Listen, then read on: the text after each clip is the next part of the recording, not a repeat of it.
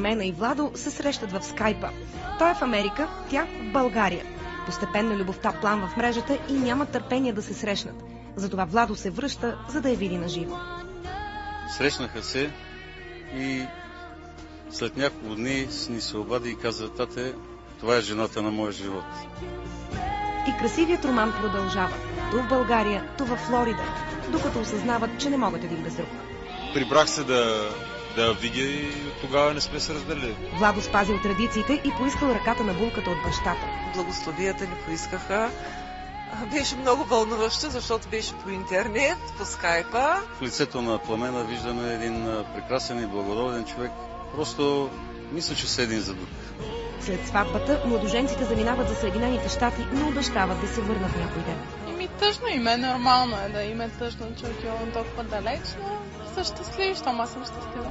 Така изпратихме още едно българско момче и още едно българско момиче в чужбина. Поне са щастливи.